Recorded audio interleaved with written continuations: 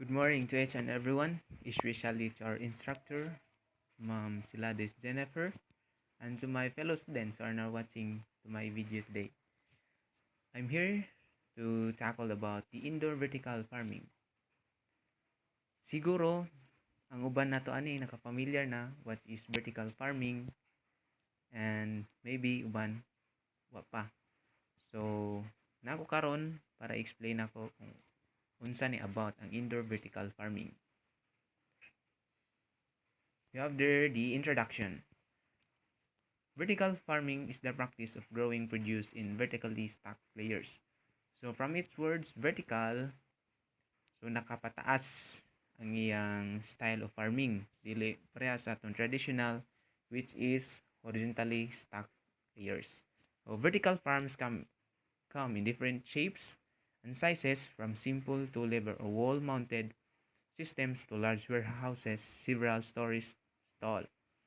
So vertical farms daw lahi na siya in size and shapes, and mostly nakapatong-patong jud na ang vertical farms, maybe duha ra ka patong or even more nga patong. Then usually ang indoor vertical farming nakinahanglan jud na sila og mga big warehouses or tall warehouses para mas taas, mas daghan mabuo nga vertical farms or katamnan. Vertical farming typically uses a mix of natural light and artificial light. Artificial lighting is often LED-based and may be driven by a renewable power source as solar power or wind turbines. Ang vertical farm daw mixed with the natural light or nasa use of sunlight na ra nato ang vertical farming nasa gawas sa atong balay or in an open area. Then ang most commonly jud nga gigamit sa vertical farm is the artificial light, which is the use of LED based nga light. Then in LED base we can use the renewable power sources, maybe the solar power system in the other form of renewable power source. So what is vertical farming? So daghan siguro nato no nga kuno na unsa di ay nang vertical farming. So I'm going to explain. Vertical farming changing the way of farming from horizontal to vertical. So mao ang giingon ako ganiha. From horizontal, naka-flat lang siya karon pataas na. Pahabog ang style ato on farming. New agricultural technique in order to maximize the use of land. So nang nakanindot dinhi sa vertical farming, atong ma-maximize ang the use of land tungod kay dili man siya mo consume of lot of space. Kay sa giingon ho, nakapataas ang vertical farming. These farms develop mostly in urban centers as farm shopping center concept. Used mostly jud sa mga urban places, especially sa mga well-developed countries, no?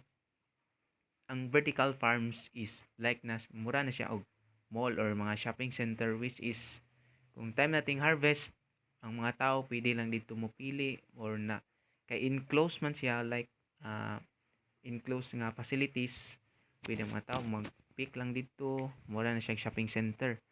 So mostly gyud na siya sa mga big companies nga naggamit og vertical farming. Concerned about the environmental recycling waste and farming system, vertical farming could provide year-round food production and better crop production.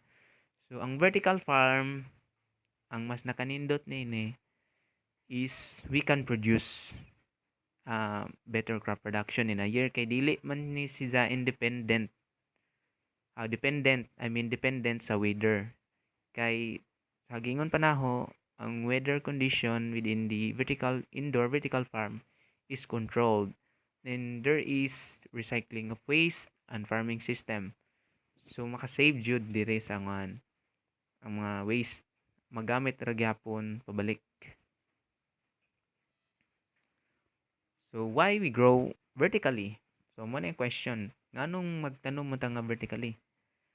So you see the picture, no? So there is the reason, lack of land space, cost in the delivery of food supplies. So kadtong mga areas nga gamay lang or pwede na to ma-apply ang vertical farming. Then cost in delivery of food supplies. So kung paspas na nga atong food supply through vertical farms, we don't need to import more products, which is gasto na para sa uban, no? Agricultural products are exposed to pesticides. So usually gyud kung magtanom ta sa atong mga traditional farming, no?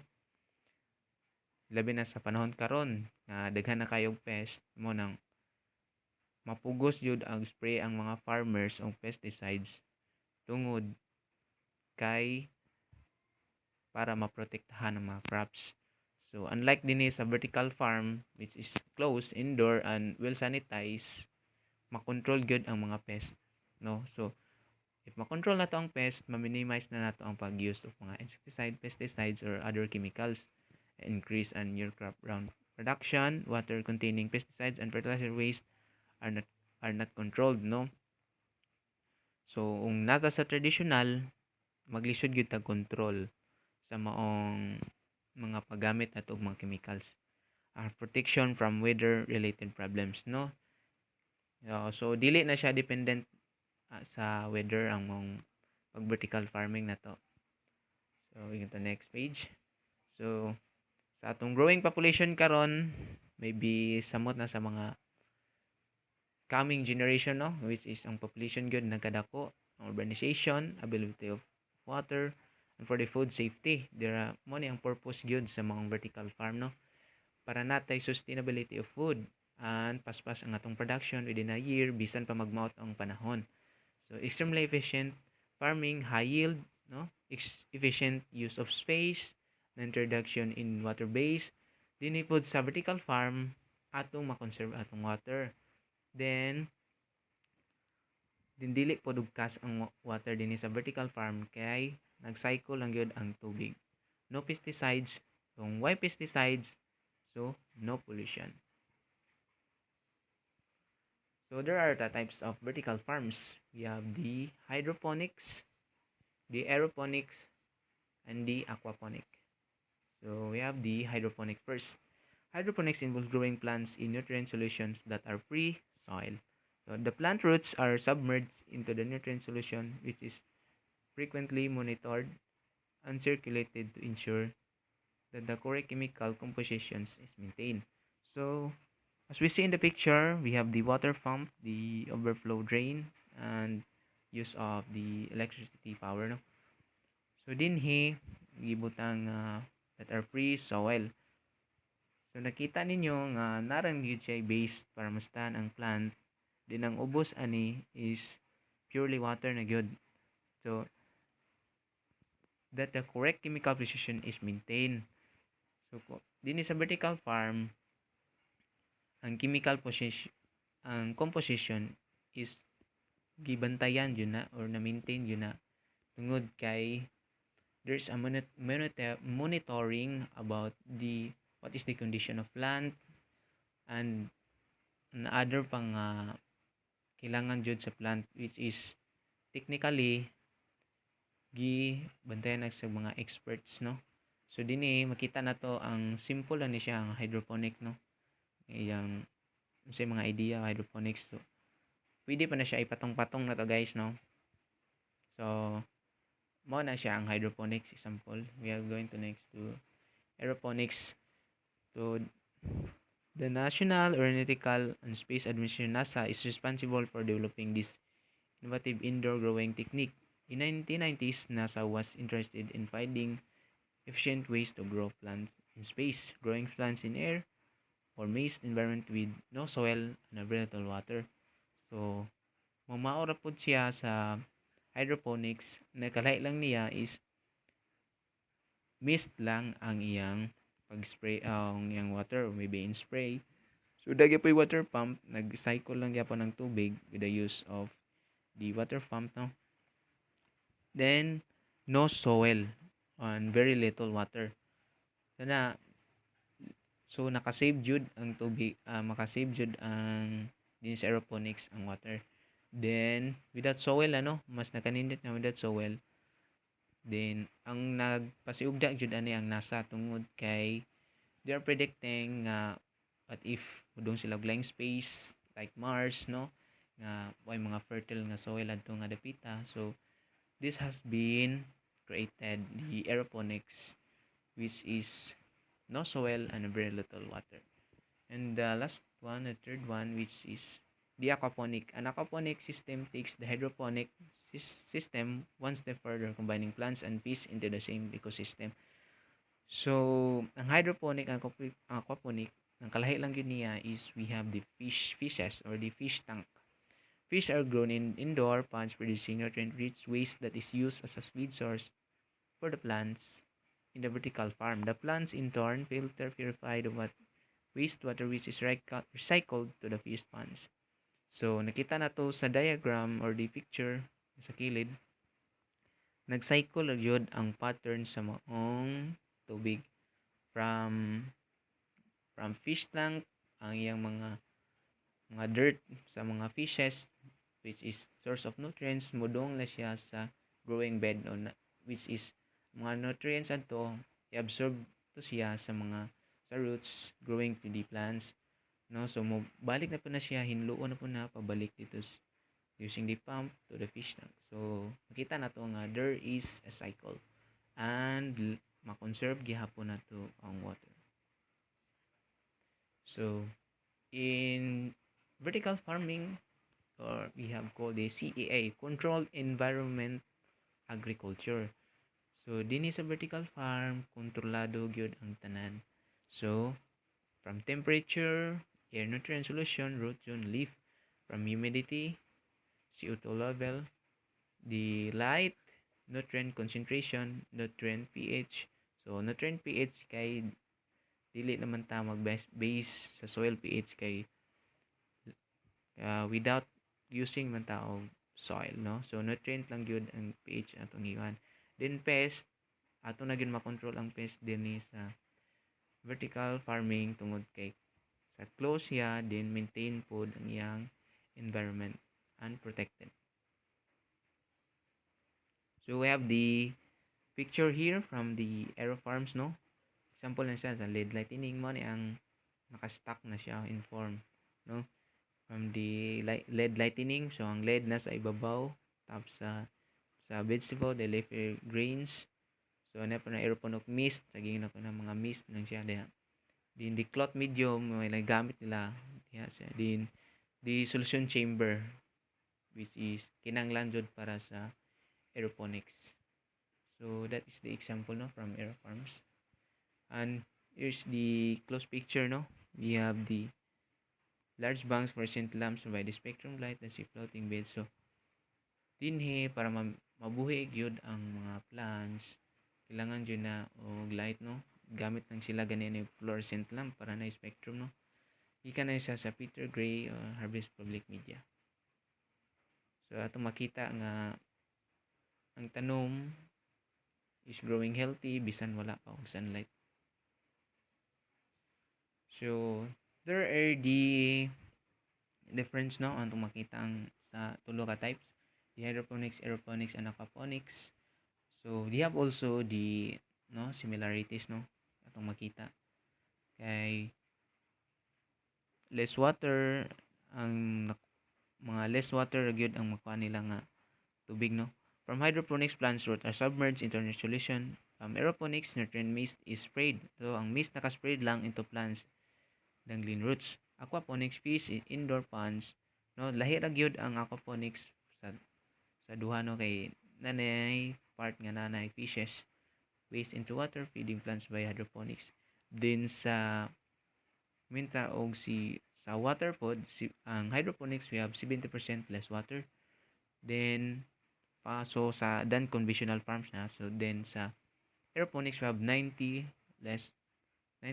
less water. So ang aeroponics jud ang pinakatipid gyud og tubig. So yun, sa aquaponics is zero waste kay naka-cycle lang ang tubig sa maong aquaponics. We have also the difference between the traditional and the vertical farm, no? From its land use, from 80% ang traditional, ang vertical farm is 0% land use. Tungod kay ang traditional farm is kailangan gyud og dako nga space unlike the vertical farming. Then when we say the harvest, Minta sa traditional we have 50% not harvested. Din si vertical farming we have 90% harvested. Okay. Kung sa vertical farm sa traditional farm daghang mga factors nga pwede maka-affect sa atong crops, sa atong commodities, from pest, from weather condition which is not controlled because in an open area maapektuhan ang atong mga ang mga atong mga crops. So posible nga 50% ana dili harvest, unlike the vertical farming, no, 90% gyud nga sure mga ma-harvest nato ang atong crops. 70% global freshwater use for soil-based farming sa traditional na, din sa vertical farm 70 to 95 less.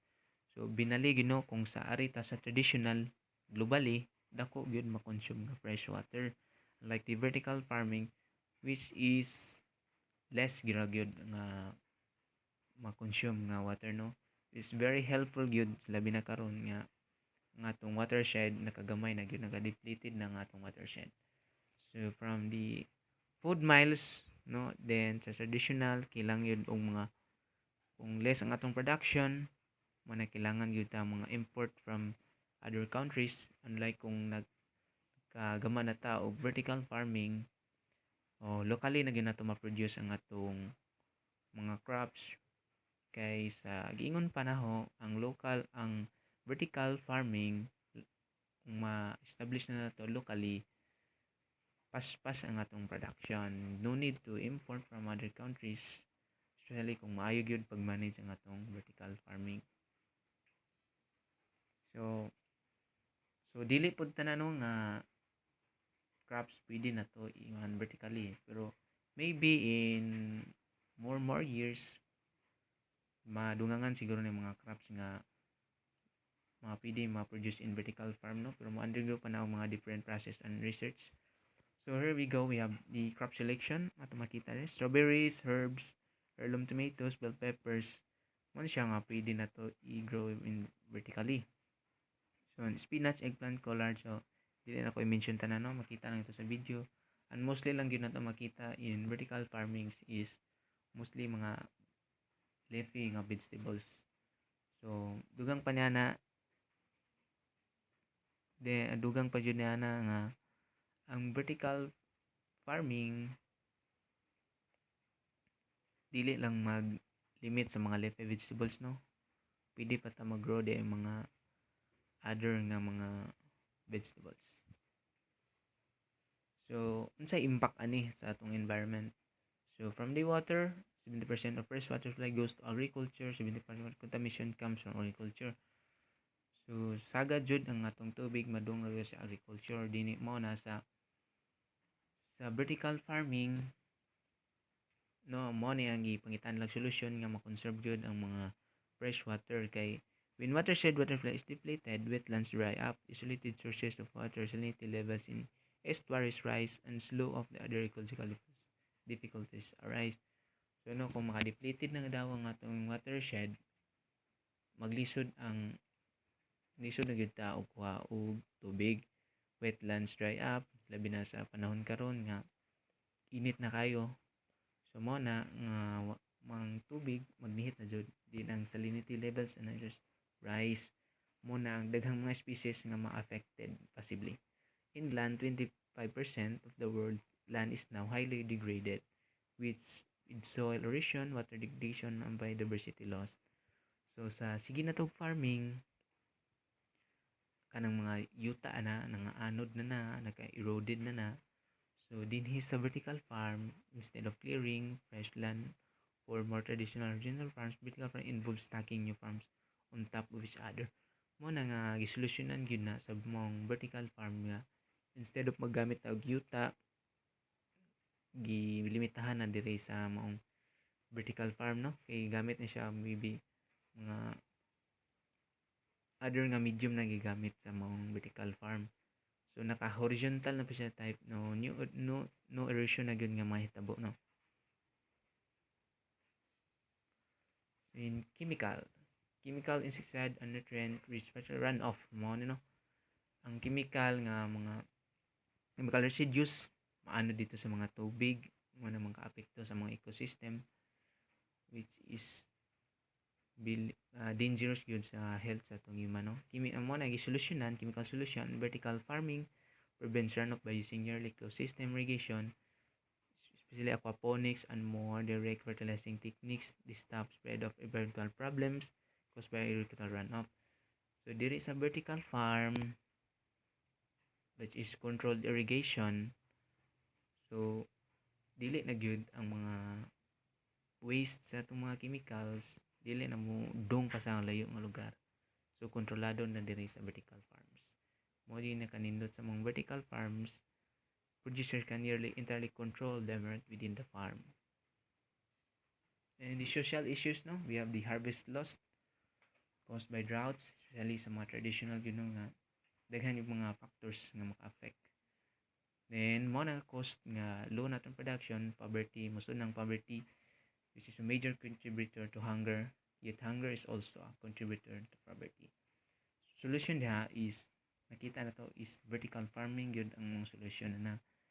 Okay, crop production may be done all year, so no, pas-pas ang production within vertical farming. Environmental threats to crops are no longer a concern and disease-related damage can be quickly identified. So kay in vertical farm, kontrolado mo gyud ang environment, kung na magani mga diseases, babantayan gyud na sa mga people would able to become economically nutritionally stable if they had consistently to produce food all year, breaking the cycle of malnutrition and poverty. So dinhi na gyud nato masolusyonan ang mga poverty, no, kay there are be a sustainable economic production of different crops. Then ang malnutrition ma-minimize na po nato. We have the conclusion. The last part, it is the practice of producing food medicine in vertically stacked layers, vertically inclined surfaces, and or integrated in other structures. So, mana kong giingon, ang vertical farm is naka-stack layers bisan pila pa na ka-level. No? The land productivity vertical farming is twice as high as traditional agriculture. So, ang vertical farm lako gyud og kalahian sa mga traditional agriculture. Then, kung pasultian po ko, dili po siguro tanan magka-afford ng vertical farming kay tungod kay expensive man po ang vertical farm, pero kung sa lahutay mas nindot gyud po ang vertical farming, no. So yields are approximately 20 times higher. It can produce crops year round, so another better production of crops every year. Less spoilage and efficient energy required than conventional farming encounters. So minimize na gyud nato ang paggamit ng mga chemicals, mga pesticides nga which is very rampant karon, no, nga mostly sa atong mga farmers ni adapt na gyud og paggamit ng mga chemicals. Mo na dinhi sa vertical farm gyud gihikayat gyud nga less or dili na gyud magamit og mga chemicals. Mostly independent of weather and protected from extreme weather event. So gikaingon na naho ganiha, dili na gyud magdepende ang maong vertical farming sa mga weather tungod kay na closed facilities na gyud ang vertical farm, especially the indoor vertical farm, no. Kontrolado na ang environment, protected na siya from different pests and different environmental factors. So that could be all for today siguro, no. Salamat sa inyong pagpaminaw and especially to our instructor, Ma'am Jennifer Saladis. Hope you like my video presentation. So that's all for today about the indoor vertical farm.